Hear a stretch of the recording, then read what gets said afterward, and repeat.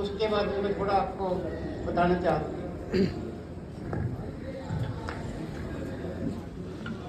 कि एक हार्ट का मॉडल है। इस तरह का हमारा हार्ट होता है। करीबन इसका जो वेट होता है वो 300-400 ग्राम इसका वेट होता है। 1 मिनट में ये 5 लीटर ब्लड पंप करता है। 1 मिनट में 5 लीटर ब्लड पंप करता है। और 1 घंटे में कितना हो गया? 300 लीटर। और 24 घंटे में 7200 लीटर पंप ये करता है। और कब तक करता है? पैदा जब होते हैं तब से लेकर जब तक हमारी जिंदगी 70, 80, 90, 100 साल तब तक ये पंप करता है। तो इसके ये तो इसका बाहरी सरफेस है हार्ट का। बाहरी सरफेस इस हार्ट को काम करने के लिए खुराक चाहिए। खुराक हमें से ब्लड से मिलेगी। तो इसके हार्ट को काम करने के लिए ब्लड सप्लाई, ये है ब्लड सप्लाई है बाहर की। ये दिग्गज से देख रही है ना, ये जो है ब्लड सप्लाई करती है। इनको कॉर्नरी आर्टरीज बोलते हैं। ये हार्ट को खून सप्लाई करती है। ये तो इसका बाहरी सरफेस है। और ये इसकी बॉल है। ये इसकी बॉल है मोटी। इसके 3 हिस्से होते हैं, एपिकार्डियम, मायोकार्डियम और एंडोकार्डियम। ये मोटी बॉल है। जो अटैक होता है इसी बॉल पे ही जख्म हो जाता है।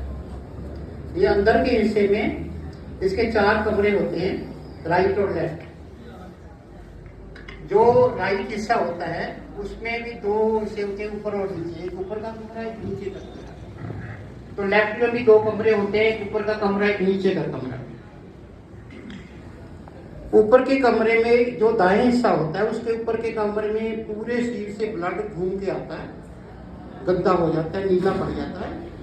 वहां से वो ऊपर के जो दाएं हिस्सा होता है उसके ऊपर हिस्से से उसके नीचे कमरे में आ जाता है, उसको वेंट्रिकल बोलते हैं। वहां से वो कॉन्ट्रैक्ट करता है, तो वहां से एक नस के द्वारा वो जो गंदा खून होता है वो फेफड़ों में चला जाता है। फेफड़ों में क्यों जाता है? फेफड़ों में शुद्ध होने के लिए जाता है। वो जो नीला खून पड़ गया था फेफड़ों में जब जाता है उसमें ऑक्सीजन मिलती है। ऑक्सीजन के इंटरेक्शन से वो गंदा खून फिर लाल हो जाता है। इसलिए प्राणायाम का, डीप ब्रीथिंग का कितना बहुत ज्यादा रोल है, थोड़ा नहीं है, बहुत ज्यादा। तो वो जो साफ खून जो फेफड़ों में हो जाता है वो फिर दोबारा एक दूसरी नस के द्वारा दिल के बाएं हिस्से के ऊपर वाले कमरे में आ जाता है। वो जब कॉन्ट्रैक्ट करता है, सिकुड़ता है, तो वहां से उसके निचले हिस्से कमरे में आ जाता है। वहां से फिर जो कॉन्ट्रैक्ट करता है वहां से एक बड़ी नस के द्वारा, ये जो लाल रंग की प्लेट दिख रही है उसका ऑर्टा बोलते हैं, इस नस के द्वारा ये पूरे शरीर में जैसे एक वृक्ष हो ना, बट वृक्ष, उसकी शाखाएं फैल जाती है। पूरे शरीर में इसकी शाखाएं फैल जाती है और पूरे शरीर के एक एक कोने में वो ब्लड सप्लाई करता है। ब्लड सप्लाई करके क्या करता है? ऑक्सीजन देता है, न्यूट्रिशन खुराक देता है शरीर के एक एक सेल को काम करने के लिए। ये इसके 4 हिस्से होते हैं। और इसके अंदर जो एक कमरे से दूसरे कमरे में जाने के लिए दरवाजे लगे हुए हैं जिसको वॉल्व कहते हैं। कई बार क्या होता है, वॉल्व वो ज्यादा सख्त हो जाता है, सिकुड़ जाता है, तो खुलता नहीं अच्छी तरह, टाइट हो जाता है। कई बार वो ढीला पड़ जाता है। तो खून जो है एक कमरे से या दूसरे कमरे में जाता है वो दोबारा उसमें चला जाता है, ढीला होने के कारण दोबारा बैक हो जाता है। तो ये वॉल्व जो होते हैं 4 वाल्व होते हैं, एक mitral valve, tricuspid valve, pulmonary aortic valve. ये एक तरह के दरवाजे होते हैं, डोर्स होते हैं जो हार्ट में से खून एक से ये दूसरे हिस्से को भेजते हैं और फिर वापस आ सके दरवाजे बंद हो जाते हैं। एक इसके अंदर वॉल्व होते हैं। दूसरा, दोनों हिस्से जो राइट और लेफ्ट है हार्ट के, उसको बीच में से अलग करने के लिए एक दीवार होती है, उसको सेप्टम बोलते हैं। ठीक। और इसको फिर काम करने के लिए हार्ट में जो काम करता है वो धड़कता क्यों है? इसको काम करने के लिए बैटरी चाहिए। मोबाइल है, उसके अंदर बैटरी नहीं, बिल्कुल काम नहीं करेगा। ऐसे ही हार्ट को काम करने के लिए भी करंट चाहिए। तो ईश्वर ने एक अंदर बैटरी फिट की हुई है, उसका नाम है एसएनओ। यहाँ पर होती है बैटरी, उसके 2 गांठें होती हैं, उसे एसएनओ एवी नोड बोलते हैं। वो बैटरी से करंट निकलता है, करंट निकल के पूरे हार्ट के एक एक कोने में फैल जाता है, जिससे हार्ट धड़कता है। इसको कहते हैं कंडक्शन सिस्टम, हार्ट का कंडक्शन सिस्टम। हार्ट का इलेक्ट्रिकल सिस्टम, वो तो हाँ वो बाद में बताते हैं वो क्यों क्यों वो लगाते हैं। जब ये काम नहीं करता फिर उसको काम करने बाहर से बैटरी लगाते हैं, इसको पेसमेकर बोलते हैं। ठीक है, तो ये हार्ट की थोड़ी सी बनावट समझाई है आपको, ताकि आपको समझ लगे कि ये कैसे काम करता है। तो अब इसके अंदर कई क्या क्या बीमारियां हो सकती हैं। पहली तो क्या है कि ये जो बाहर ब्लड सप्लाई होती है, जिसको हम कॉर्नरी आर्टरी बोलते हैं, इसके अंदर खून जम जाएगा, या इसके अंदर कैल्शियम जम जाएगा, या इसके अंदर कोलेस्ट्रॉल जम जाएगा, या इस नसों की जो आंतरिक वाल होती है वो उसके अंदर वो फट जाती है। तो उसके ऊपर खून जमता है, कैल्शियम जमता है, और धीरे धीरे बढ़ता जाता है, ब्लॉकेज हो जाता है। तो जिस हिस्से को खून सप्लाई होती है, अगर उसे ब्लॉक बन जाता है तो उस हिस्से को खून नहीं मिलेगा। तो वहां पर वो हिस्सा धीरे धीरे नीला पड़ने लग जाएगा, डेड हो जाएगा। उसको कहते हैं हार्ट अटैक। ठीक है, एक तो ये बीमारी है कि नसों में कुछ गड़बड़ हो गई, ब्लॉकेज हो गया। और दूसरी क्या बीमारी हो सकती है, ये जो वॉल है ये मोटी हो जाती है, ज़्यादा मोटी हो जाएगी, इसको धड़कने में मुश्किल पैदा हो गई, ज़्यादा ब्लड प्रेशर रहने के कारण या और कई कारणों के से ये वॉल बड़ी मोटी हो जाती है। तो इसको हाइपरट्रोफी कहते हैं, ये वॉल की बीमारी है। दूसरा, जैसे मैंने बताया, अंदर जो है सेप्टम होता है, दीवार होती है, तो वो अलग अलग करती है हार्ट के चारों हिस्सों को। उसी दीवार में कुछ छेद हो जाता है, जिसको एट्रियल सेप्टम VSD बोलते हैं, छेद हो जाता है। और क्या डिफेक्ट पड़ सकता है, जो वॉल्व है, जो दरवाजे हैं, जो एक कमरे से दूसरे कमरे खून ले जाता है, वो दरवाजे सिकुड़ जाते हैं, बहुत ज़्यादा सिकुड़ जाते हैं, या ढीले पड़ जाते हैं, उसके कारण भी बहुत प्रॉब्लम आने लग जाती है। चौथी क्या बीमारी है कि जो कंडक्शन सिस्टम मैंने बताया, जो बैटरी है वो कम काम करने लग जाती है या ज़्यादा काम करने लग जाती है। अगर स्लो काम करेगी तो जो हार्ट का जो रेट है, जो नॉर्मल 72 होता है, वो नीचे गिरता 40 तक आ जाएगा, 50 तक आ जाएगा, तो घबराहट होती है फिर उससे। अगर वो ज़्यादा काम करता है, इलेक्ट्रिक करंट जल्दी ज़्यादा निकलता है, ज़्यादा वोल्टेज में निकलता है, तो जो धड़कन तेज हो जाएगी। धड़कन तेज से घबराहट होती है, सांस फूलता है, गिड्डीनेस होती है, घबराहट होती है, सांस फूलता है। तो ये बीमारियां हार्ट के अंदर इस तरह की, वो भी कंजेनिटल बीमारियां भी होती हैं हार्ट के अंदर। तो ये स्ट्रक्चर में कोई भी प्रॉब्लम आ जाती है तो इस तरह की बीमारियां हो जाती है। बाहर के वॉल थिक हो जाती है, वॉल को खून नहीं मिलता, अंदर की दीवारों में चेंज होता है, वॉल सिकुड़ जाते हैं। ठीक है, तो ये कुछ एक बीमारियां हैं। अब इन बीमारियों के मेन कारण क्या है, ये देखना है आपको। सबसे पहला बड़ा कारण है अनकंट्रोल्ड ब्लड शुगर। अगर कंट्रोल में रहती है तो ठीक है, चलता रहता है। कई ज़्यादातर पेशेंट खराब होते हैं, कोई ठीक से दवाई नहीं लेते, तो शुगर जो है ज़्यादा 300, 400, 250 चली जाती है। तो लगातार ज़्यादा शुगर रहने से हार्ट के मसल वीक हो जाते हैं, तो बिना छाती दर्द के भी अटैक हो जाते हैं। क्योंकि शुगर वाले पेशेंट की नसें वीक हो जाती है, उसमें करंट नहीं ठीक से दौड़ता, तो दर्द नहीं महसूस होता, इसको कहते हैं साइलेंट अटैक। दूसरा कारण है कि ज़्यादा ब्लड प्रेशर लगातार रहना, लगातार ज़्यादा ब्लड प्रेशर रहे तो भी प्रॉब्लम आती है हार्ट की अटैक की। और तीसरा बहुत ज़्यादा कोलेस्ट्रॉल रहना। चौथा है कि हार्मोनल इम्बैलेंस, खास करके जब लेडीज़ का मीनोपॉज होता है तो हार्मोनल इम्बैलेंस हो जाता है। जो लेडीज़ के हार्मोन होते हैं तो कम ज़्यादा मात्रा में होते हैं, तो उस पर भी प्रॉब्लम हार्मोनल। दूसरा है हार्मोन का थायराइड, मेन है थायराइड। थायराइड दो तरह का होता है, एक तो थायराइड कम काम करता है, उसको हम कहते हैं हाइपोथायराइडिज्म, और थायराइड ज़्यादा काम करे उसको कहते हैं हाइपरथायराइडिज्म। हाइपरथायराइडिज्म में आपको गर्मी बहुत लगेगी, आप सहन नहीं कर, हर समय एसी चाहिए आपको, और धड़कन बड़ी तेज हो जाएगी।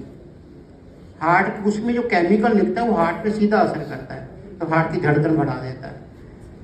अगर हार्ट वो थायराइड कम काम करता है तो आपका शरीर का जो मोटापा वो बढ़ता जाएगा। आप जो थोड़ा खाते हो, चाहे एक रोटी खाते हो, जब बहुत कम खाते हो, फिर वेट बढ़ता जाता है, उसमें ठंड ज़्यादा लगती है, कॉन्स्टिपेशन रहने लग जाती है, हाइपो में हार्मोनल इम्बैलेंस करके हार्ट के ऊपर सीधा असर पड़ता है। और पांचवा बड़ा कारण है खानदानी। मेरे पास एक पेशेंट आए, वो सेक्टर 25 में योगा की क्लासेस लेते थे। मैं ओपीडी में देख रहा था, मैं देखी उसकी फाइल में पहले से जानता था। मुझे आप कैसे, आप तो योगा टीचर हो और बिल्कुल स्लिम दुबले पतले।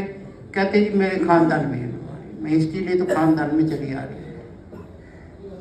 इसलिए मैं तो ये कहता हूँ, प्राय कहता हूँ कि जब शादी की जाती है तो जन्मपत्री मिलाते हैं ना, तो जन्मपत्री मिलाने के बदले में क्या करना चाहिए?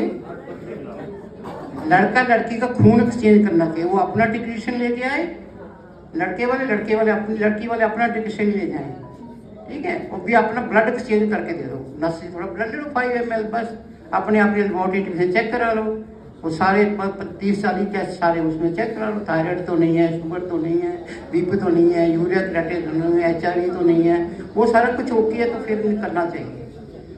हेडेक की बीमारियाँ कौन कौन सी हैं? अगर आपकी आंखें कमज़ोर हैं, आपकी दूर की निगाह कमज़ोर है, माँ बाप दोनों की दूर की निगाह कमज़ोर है, तो 90% बच्चे की निगाह कमज़ोर होगी।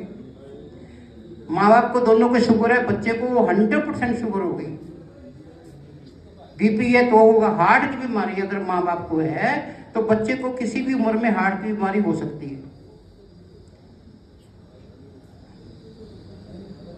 स्मोकिंग है, स्ट्रेस है, ज़्यादा स्ट्रेस से तनाव रहता है तो भी हार्ट का अटैक हो सकता है। और ज़्यादा स्मोकिंग कर रहा है उससे भी फर्क पड़ता है। सेडेंटरी लाइफ है, दिन भर बैठे हैं कंप्यूटर के आगे, चलना फिरना नहीं हो पाता ऑफिस में, उसके कारण भी इस तरह की प्रॉब्लम आ जाती है। अल्कोहल के कारण हो जाती है, शराब पीने से हो जाता है। ये है बीमारियां जो इनके कारण होती हैं, ये कारण है उनके बीमारियों के। अब इनकी प्रिवेंशन क्या करें? कारण को दूर कर दो। बीपी के कारण होते हैं, बीपी कंट्रोल रखो। शुगर के कारण होता है, शुगर को कंट्रोल रखो। हार्मोनल इम्बैलेंस है तो हार्मोन को ठीक रखो। Regular checkup, regular exercise, regular medication. जो मेडिसिन डॉक्टर ने आपको एडवाइस की है, थायराइड की, शुगर की, बीपी, उसको रेगुलर लेते हैं तो कंट्रोल रखो उसको। और मैं एक सलाह दिया करता हूँ, regular meditation. Regular meditation, medication से ज़्यादा इंपॉर्टेंट है मेडिटेशन। हमारा जो शरीर है 3 चीज़ों का यूनियन है, माइंड, बॉडी एंड सोल। ठीक, जब तक हर शरीर के अंदर सोल है तब तक उसके अंदर सुगंध है, बातचीत करता है, दौड़ता फिरता है। वो निकल गई तो वो डेड बॉडी, लाश, बदबू आने लग जाती है। ठीक, तो हम शरीर के लिए तो बहुत कुछ करते हैं, परंतु माइंड और सोल के लिए कुछ करते नहीं है, उसके ऊपर बिल्कुल ध्यान नहीं देते। उसके कारण स्ट्रेस रहता है, स्ट्रेस के फिर वो अटैक होता है। उसको स्ट्रेस को मैनेज करने के लिए सबसे बेस्ट है मेडिटेशन। अब मेडिटेशन में क्या करना है? परमात्मा का ध्यान करना है, ठीक है। अब आपको यही नहीं पता कि परमात्मा है क्या, तो किसका ध्यान करोगे? परमात्मा के बारे में ये सबसे इम्पोर्टेंट चीज़ है जो मैं बता रहा हूँ, बहुत डॉक्टर बताएंगे नहीं आपको। तो जो ऑथेंटिकेशन है कि गॉड है क्या, उसके बारे में किसकी बात माने? हर कोई अपनी अपनी बात करता है, अपना अपना थ्योरी पेश करता है। हर तरह के कथावाचक हैं, विद्वान हैं, तरह के ईसाई हैं, मुसलमान हैं, अपने हिंदू हैं, सब अपनी अपनी बात करते हैं, पर तो किसकी बात मानी जाएगी? किसकी बात उठे? अंग्रेजी में कोई शब्द है, उसका अर्थ आपको नहीं पता, ये कोई और अर्थ करती है, दूसरा कोई और अर्थ बता रहा है, तो हम क्या कहेंगे? भैया डिक्शनरी उठा के देख लो, डिक्शनरी में क्या लिखा है। ऐसे ही ईश्वर के बारे में तुम कुछ कहो, वो कुछ कहो, उन सब की बातों छोड़ दो भैया, आप डिक्शनरी उठा के देख लो। तो ध्यात्म की डिक्शनरी क्या है? वेद। ध्यात्म की डिक्शनरी क्या है? वेद। जैसे मोबाइल है, आप मोबाइल लेने जाते हो तो साथ में एक कंपनी का मैनुअल देती है। उस मैनुअल में क्या होता है? डूज एंड डोंट्स, क्या करना है क्या नहीं करना, फंक्शंस, इसके क्या फंक्शन है, ये होता है ना। छोटी सी मशीन बना के कंपनी मैनुअल देती है। तो परमात्मा ने इतनी बड़ी 60 रुपये मशीन बनाकर और ये शरीर रूपी मशीन इतनी कॉम्प्लीटेड बना के, इसका कोई मैनुअल नहीं दिया होगा। उस मैनुअल का नाम वेद है। वेद कॉन्स्टिट्यूशन है पूरी मानव जाति का, पूरी मानव जाति का कॉन्स्टिट्यूशन। और सृष्टि के शुरू में दिया जाता है। कैसे देता है? वो तो निराकार है, बोल तो सकता नहीं, वो प्रेरित करता है। ऐसा टेप रिकॉर्डर है, बटन दबाया बोलने लग गया, ऐसे ही अंदर से प्रेरित करता है। तो वो ऋषि जो होते हैं वो मंत्र बोलते हैं, फिर उसका अर्थ भी बताते हैं कि इसमें मैंने क्या कहा है। जितने भी वेद मंत्र हैं, लगभग 20,416 मंत्र हैं, हर वेद मंत्र में 3 हिस्से होते हैं। Introduction of God, introduction of soul and what to do, what not to do, क्या करना है क्या नहीं करना, ये 3 हिस्से होते हैं हर वेद मंत्र में। गायत्री मंत्र ले लो, वैसे रट्टा लगाओ तो कोई बात अलग बात है, परंतु इसके अगर थोड़ा सा विश्लेषण करोगे, एनालिसिस करोगे, इसमें 3 हिस्से हैं। परमात्मा ने कहा ओम भूर्भुवः, क्या मतलब, मैं सर्वरक्षक हूँ, भू मने मैं प्राणों का प्राण हूँ, भुवा मैं दुख दूर करने वाला हूँ, सो मैं आनंद स्वरूप हूँ, सवितर मैं सारे जगत को उत्पन्न करने वाला हूँ। ऐसे अपने इंट्रोडक्शन, आपके इंट्रोडक्शन क्या करना क्या नहीं करना, बुद्धि मांगनी है आपने, आपकी सद्बुद्धि है तो सब कुछ ठीक करोगे। तो परमात्मा ने वेद के बारे में, ईश्वर के बारे में वेद में क्या कहा, वो ऑथेंटिक है, कोई कुछ भी कहता रहे। तो एक मंत्र है यजुर्वेद के 40वें अध्याय का 8वां मंत्र, सपर्यगात शुक्रम अकायम अवर्णम अस्नाविरम शुद्धम अपापविद्धम कवि ही मनीषी ही परिभू स्वयंभू याथा तथ्यात अर्थान व्यदधात शाश्वती व्याह समाव्याह।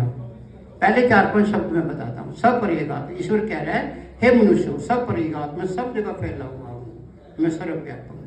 सपर्यगात, शुक्र में शीघ्रकारी हूँ, मेरे को कोई निर्णय करने में देर नहीं लगती। इस आदमी मर गया, इसने क्या इतने अच्छे कर्म हुए, कितने बुरे कर्म हुए, उसके हिसाब से इसको क्या बनाना है, स्त्री बनाना है, पुरुष बनाना है, कुत्ता बिल्ला बिल्ली क्या बनाना है, तुरंत डिसाइड करके वो उसके शरीर में भेज देता है। जहाँ भी इस पृथ्वी में ना उसके मुताबिक गर्म मिले तो और बहुत लाखों करोड़ों ग्रह है, वहाँ जीवन भी है। और सब परिगा शुक्र अकायम, अकायम कायम होता है काया वाला, अकायम काया है, मेरी काया कोई नहीं। अवर्णम, मैं रंग रूप रहे तो मेरा कोई रंग नहीं, मेरा रूप नहीं। अस्नाविरम, मैं नस नाड़ियों के बंधन में नहीं आता, मैं जन्म नहीं लेता, मेरा अवतार नहीं होता। तो इतना स्पष्ट उसने बताया अपने स्वरूप के बारे में, तो हम इधर उधर नहीं जा सकते। आप कहोगे निराकार ईश्वर को कैसे ध्यान करें, वो तो कुछ तो आगे होनी चाहिए चीज, फिर ही मन टिकेगा। गलत बात है। निराकार में सबसे ज्यादा सरल है। निराकार ईश्वर की पूजा के 2 हिस्से होते हैं। ईश्वर की पूजा के 2 हिस्से होते हैं। नंबर 1, व्यवहार काल में आपने सच्चाई ईमानदारी से काम करना है। जो भी आपके कर्तव्य हैं, समाज के प्रति, परिवार के प्रति, राष्ट्र के प्रति, विश्व के, उसको पूरा करना है सच्चाई ईमानदारी से। ये पहला हिस्सा है। जो भी आपकी ड्यूटी है सच्चाई ईमानदारी से उसको निभाना है। दूसरा क्या है, जिस परमात्मा ने इतना कुछ दिया है, ये आंखें दी हैं, कान दिए हैं, एक एक आंख का मैं कहूँ कितना मूल्य है, मैं कहूँ 2 करोड़ रुपये ले लो, एक आंख दे दो, आप दे दोगे? तो कितनी अमूल्य ये शरीर है, इतना अमूल्य शरीर जो दिया है उसका कोई धन्यवाद नहीं करना चाहिए। संसार में हम कोई चीज देता है तो हम उसका कितना धन्यवाद करते हैं। और इसने हमें जीने के लिए 4 चीजें चाहिए, हवा, पानी, रोशनी और खुराक। ये 4 चीजें फ्री है बिल्कुल, और 24 घंटे सप्लाई है, कोई इसका बिल नहीं आता। जो परमात्मा इतना आपके ऊपर कृपा कर रहा है उसका आपको धन्यवाद नहीं करना चाहिए। तो उसका धन्यवाद कैसे होगा? आंख बंद करके बैठो, उसके उपकारों का चिंतन करो। हे परमात्मा, इतना कुछ आपने दिया, आपका धन्यवाद। हमें सद्बुद्धि दो, सब और शांति शांति हो। तो परमात्मा ने हम बच्चों के लिए प्रेयर भी बना के दिए। हमें तो प्रेयर ही नहीं करनी आती, कैसे करनी है। ये जो मंत्र है ये प्रेयर है, गायत्री मंत्र प्रेयर है, त्र्यंबक यजामहे प्रेयर है, ये सारी प्रेयर है। अब एक आधा मंत्र ही याद कर लेते हो, कुछ भी नहीं आता ना। परमात्मा को नमस्कार तो कर सकते हो, ओम सच्चिदानंद परमेश्वराय नमो नमः, ऐसा ही बोल दो। आप किसी को नमस्कार करते हो तो आशीर्वाद देते हैं ना, देगा ना। इसे परमात्मा को नमस्कार करके वो आशीर्वाद देगा। तो आंख बंद करके बैठो और लंबा गहरा सांस लो, सांस को छोड़ते हुए ओम का जाप करो। बड़ा सरल है। अगर आप नास्तिक हो, नहीं मानते ईश्वर, हम नहीं मानते, तो कोई बात नहीं, आप ऐसा करो, सांस को ही देख लो आते जाते। आंख बंद करके बैठो, मेरी सांस आ रही है, जा रही है। आप सिर्फ सांस पे कंसंट्रेट करना, कुछ करना नहीं। आप जैसे नेचुरल वे से सांस आ रही है उसको ही करो, उससे ही आपको बड़ी कंसंट्रेशन होगी, बड़ी शांति मिलेगी, और देर सवेर में आपको ईश्वर के ऊपर भी विश्वास होने लगेगा। तो प्रिवेंशन क्या करना है? रेगुलर चेकअप करना है, रेगुलर मेडिसिन करना है, रेगुलर एक्सरसाइज करना है, रेगुलर मेडिटेशन करना है, ठीक है। और प्लेंटी ऑफ फ्लूइड टाइप लेना है। अब है कि अगर मान लो सारा कुछ करने के बावजूद तो अटैक हो गया, आपको प्रॉब्लम हो गई, उसको मैनेजमेंट क्या करना है। पहली बात, आपको अटैक हो गया, आपको नहीं हुआ, आपके बगल में किसी को हो गया, एकदम दर्द हो गई छाती में, तो सिम्टम क्या होते हैं इसके? जब भी हार्ट की प्रॉब्लम होती है क्या सिम्टम होते हैं? एक तो दर्द के बारे में सबको पता है कि छाती में दर्द हुआ, तो यहाँ से दर्द शुरू हो गए, छाती के बीच में से दर्द शुरू हो गए, वो बाएं हिस्से में जाती है बाजू के, और जरूरी नहीं कि बाजू में जाए, वो गर्दन में भी जाती है, पीठ में भी जाती है, पेट में भी जाती है। हमारे पास ऐसे भी पेशेंट है कि पेट दर्द हुआ रात के 2 बजे, तो गैस हो रही है, ये ले लो वो ले लो, परंतु वो हार्ट अटैक होता है। अगर आपको रात में सोते सोते 2-3 बजे कोई भी प्रॉब्लम हो रही है, घबराहट हो रही है, चक्कर आ रहा है, वो अचानक सांस फूल गया है, गैस बन रही है, तो उसको इग्नोर नहीं करना, उसको सीरियसली लेना है। केवल गैस समझ के उसको टाल नहीं देना, खास करके रात के 2-3-4 बजे के बीच। और क्या होता है प्रॉब्लम? सांस फूलता है, थोड़ा सा चलो सांस फूल जाएगा, घबराहट होती है, गिड्डीनेस होती है, ये सिम्टम होते हैं। इस तरह की कोई सिम्टम है आपके बगल में बेटा चांद, एक बार मैं लेक्चर दे रहा था और मेरे साथ में जो व्यक्ति बैठा है वो भी लेक्चर दे के चुका था, एक कॉन्फ्रेंस थी, और लेक्चर वो अचानक ही गिर गया और खत्म हो गया। तो ऐसे कोई प्रॉब्लम आती है तो उसने टाइम ही नहीं दिया कि हम आगे कुछ कर सके। अगर कोई इस तरह की प्रॉब्लम आती है, कोई प्रॉब्लम किसी को, तो क्या करना है? क्या करना है? 3 चीजें अपने पास रखनी है। पैसे अपने नोट अपने पास रखते हो ना जेब में, तो एक पैकेट छोटा सा बना के उसमें 3 गोलियां रखनी है। ध्यान से सुन लीजिए इस बात को। फर्स्ट एड है, पहली गोली क्या रखनी है? सॉर्बिट्रेट, 10 रुपए का पत्ता आता है, 1 रुपए की गोली मुश्किल से। एक गोली जीभ के नीचे रखो तुरंत जब ऐसी प्रॉब्लम होती है। एक रखने से काम नहीं पड़ता, नहीं कंट्रोल होता, 5-10 मिनट दूसरी गोली रख दो, नंबर 1। नंबर 2 डिस्प्रिन की गोली है, 325 मिलीग्राम की गोली होती है डिस्प्रिन की। उसको अगर जेब में से निकालो, तुरंत उसको क्रश करके मुंह में चबा के अंदर ले लो। वैसे तो पानी मिल जाए तो साथ में पानी में घोल के ले लो, जल्दी असर हो जाएगा। नंबर 2। नंबर 3, एक खून पतला करने की और गोली आती है क्लोपिडोग्रेल, 75 मिलीग्राम की 2 गोली, एक वो ले लो। और चौथी गोली है टॉर्वास्टैटिन। क्या आती है? टॉर्वास्टैटिन, 40 मिलीग्राम की 2 गोली वो ले लो। ये सारी आपको 10 रुपए की पड़ेगी, सारी दवाइयाँ। अगर जेनरिक लेते तो सारे 5-6 रुपए का ही पड़ेगा। और डेट एक्सपायर जब हो जाए पड़ी रही जेब में, इमरजेंसी में काम तो आ जाएगी ना। आप इसमें 1-2 पुड़ियाँ इसकी बना के रखिए हमेशा। आज के युग में बहुत ज़्यादा ये अचानक कब भी किसी को भी कुछ हो सकता है। अगर आपने वो चीज़ अपने पास रखी हुई है, आप उसकी दूसरे को हेल्प कर देते हो तो उसकी जान बच गई। दूसरी बात, अगर वो इतना ज़्यादा अटैक हो गया कि वो